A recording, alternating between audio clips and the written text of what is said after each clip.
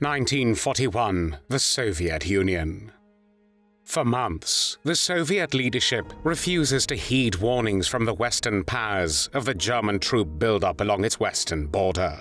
Thus, when on the 22nd of June 1941, Germany and its Axis partners invade the Soviet Union, they achieve almost complete tactical surprise. Much of the existing Soviet air force is destroyed on the ground, and the Soviet armies are initially overwhelmed. German units encircle millions of Soviet soldiers, who, cut off from supplies and reinforcements, have few options other than to surrender. As the German army advances deep into Soviet territory, SS and police units follow the troops. The first to arrive are the Einsatzgruppen, the Nazi mobile death squads, who will conduct the mass shootings of Jews, communists, and other persons deemed to be dangerous to establishing long-term German rule on Soviet territory. Shortly after, on the 19th of September 1941, German forces enter the city of Kiev, the capital of Ukraine, which is followed by two major explosions which destroy the German headquarters and kill a large number of German soldiers and officials. Though the explosions were caused by mines left by retreating Soviet soldiers and officials, the Germans used the sabotage as a pretext to murder those Jews who still remain in the city. Between the 29th and 30th of September 1941, just outside Kiev, the SS, together with German police units and their auxiliaries, massacre 33,771 Jews at a ravine called Babi Yar. However, this atrocity will not remain unpunished, and the perpetrators will pay for this crime with their lives. Germany's invasion of the Soviet Union, known as Operation Barbarossa, is considered one of the largest military operations in the history of modern warfare. Germany and its allies assembled more than 3.5 million troops for the attack. From the beginning of the planning, German military and police authorities intended to wage a war of annihilation against both the Soviet Union's Judeo-Bolshevik communist government, as they called it, and its citizens, particularly the Jews. On the 19th of September 1941, German forces enter the city of Kiev, the capital of Ukraine. Along with a large part of German-occupied Ukraine, the city was incorporated into the Reich Commissariat Ukraine, which had been established on the 1st of September with Erich Koch as administrator. Before the German invasion, some 160,000 Jews resided in Kiev, which was approximately 20% of the total population of the capital. Following the start of Operation Barbarossa in June 1941, approximately 100,000 Jews fled the city or were already serving in the Soviet military. By the time the Germans occupied Kiev, there were about 60,000 Jews remaining in the city. Those who remained were mostly women, children, the elderly, those who were ill, or those who had been unable or unwilling to flee earlier. Between the 20th and 28th of September, explosives planted by the Interior Ministry and Secret Police of the Soviet Union, the NKVD, caused extensive damage in the city. These explosions not only destroyed the German headquarters and areas around the main street of the city center, but also killed many German soldiers and officials. The Germans used the sabotage as a pretext to murder those Jews who remained in Kiev. On the 28th of September, the Jews were ordered to assemble the next morning for resettlement. Although only a participation of approximately 5,000 to 6,000 Jews had been expected at first, more than 30,000 Jews arrived, who, thanks to the extremely clever organization, until the very moment of their execution, still believed that they would be resettled. The victims were summoned to the site, a ravine called Babi Yar, or Babi Yar, which at that time was located just outside the city. Then they were forced to undress and compelled to enter the ravine. Sonderkommando 4A, a special detachment from Einsatzgruppe C under SS Standartenführer Paul Blobel, then shot them in small groups. According to the testimony of a truck driver named Hofer, victims were beaten if they resisted. Hofer later recalled, "I watched what happened when the Jews, men, women, and children, arrived. Auxiliary police led them past several different places where one after the other they had to give up their luggage, then their coats, shoes, and underwear. They also had to leave their valuables in a designated place. There was a special pile for each article of clothing. It all happened very quickly, and anyone who hesitated was kicked or pushed by the police to keep them moving. Once undressed, they were led to the ravine, which was about 150 meters long and 30 meters wide, and a good 15 meters deep.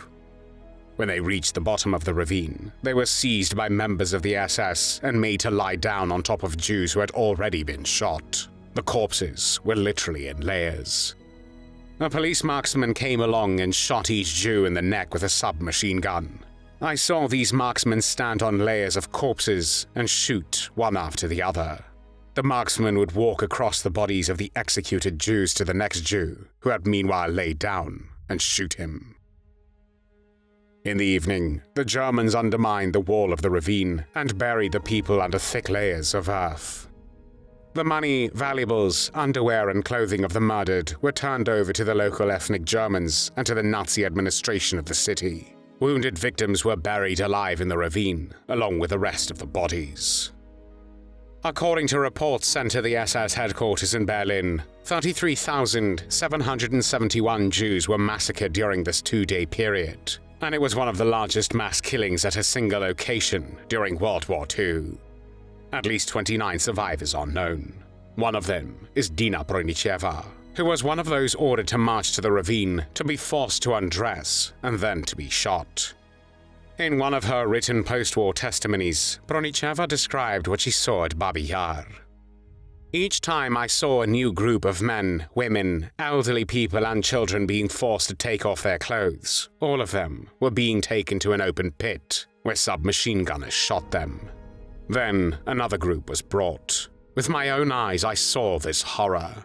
Although I was not standing close to the pit, terrible cries of panic-stricken people and quiet children's voices calling, "Mother, Mother," reached me. They started finishing off all those who were not dead yet. Those who were moaning, hiccuping, tossing, writhing in agony. They ran their flashlights over the bodies and finished off all who moved. I was lying so still, without stirring, terrified of giving myself away. I felt I was done for. Throwing herself into the ditch just a moment before being shot, Pronicheva fell onto a pile of corpses and survived by playing dead. Later at night, she crawled out of the mass grave. However, the ravine at Babi Yar was a killing site for 2 years after the September 1941 massacre. There, Germans stationed at Kiev murdered tens of thousands of people, both Jews and non-Jews. Other groups of people who were killed at Babi Yar included patients from a local psychiatric hospital, Roma and Sinti people, Soviet prisoners of war, and non-Jewish civilians. It is estimated that in total, some 100,000 people, Jews and non-Jews, were murdered at Babi Yar under the German occupation.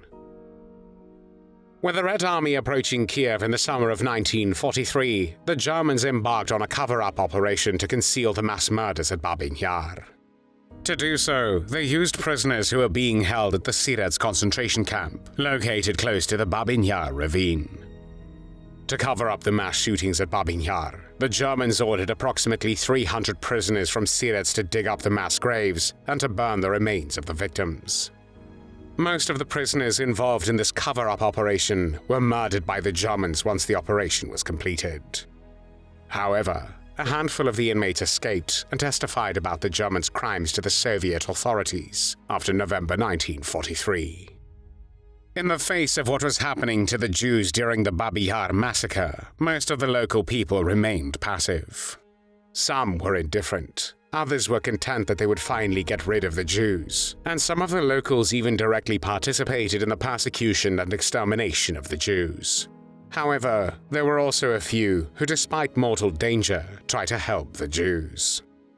This is how Yente Petrovskaya and her 6-year-old son survived after disobeying the order to go to the meeting point close to Babi Yar.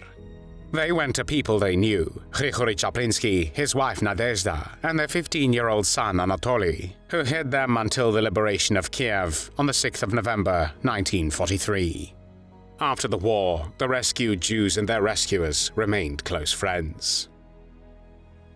Justice finally caught up with some of the perpetrators of the Babi Yar massacre, when in January 1946, 15 members of the German police were tried in Kiev for the crimes committed at Babi Yar and other atrocities.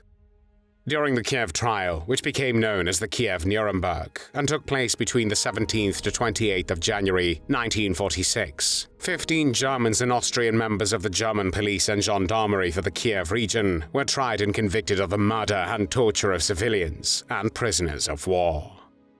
On the 24th of January, the aforementioned witness Dina Pronicheva took the witness stand, and her testimony was recorded on film for a Soviet Ukrainian newsreel. She described before the Soviet court what she saw at Babi Yar. Dina recalled, "Victims took off their clothes, while the Germans mercilessly beat and unleashed dogs upon them. Some people begged for mercy, others silently undressed and walked down to the ditch. Some went insane. The Germans ran them in a single file through an opening in the earthen wall, from where I heard the rattle of a machine gun." Based on Dina Pronicheva's testimony and other evidence at a trial supervised by the NKVD, 12 of the 15 accused German prisoners of war were sentenced to death, including Paul Scher, Lieutenant General of Police who had served as the head of the security police and gendarmerie of the Kiev and Poltava regions. Scher, the highest-ranking Nazi defendant during the trial, was accused of carrying out punitive operations near the mouth of the Desna River and Korosten. Under his control, villages were burnt and displaced people were shot.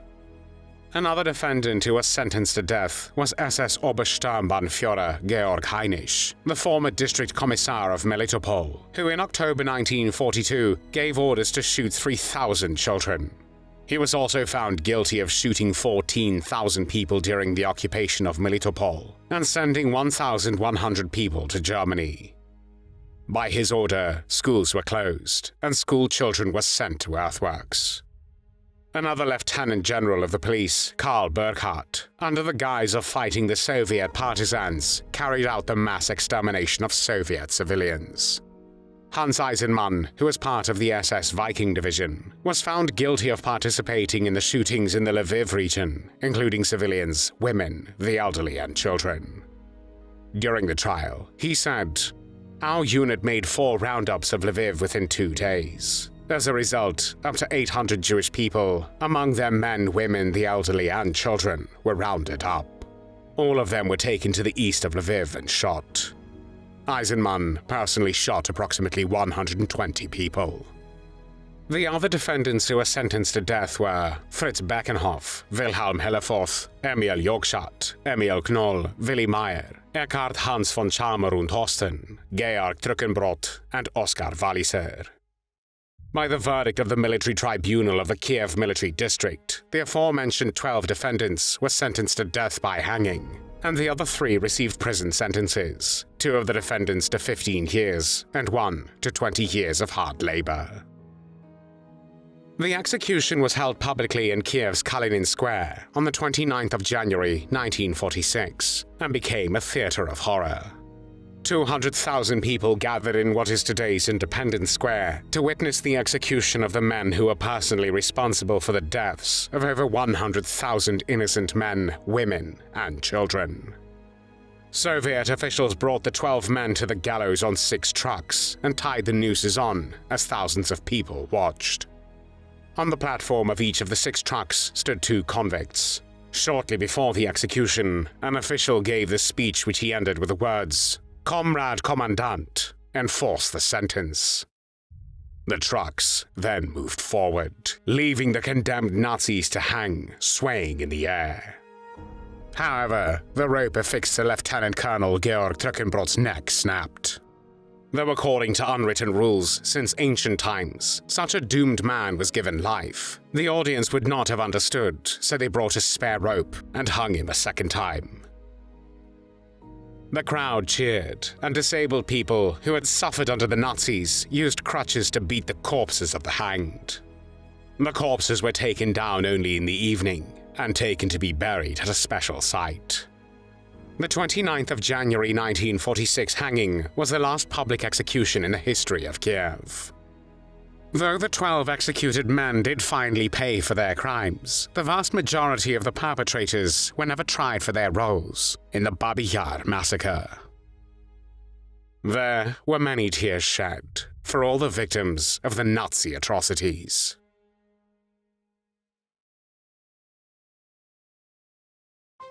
Thanks for watching the World History Channel. Be sure to like and subscribe, and click the bell notification icon so you don't miss our next episodes. We thank you, and we'll see you next time on the channel.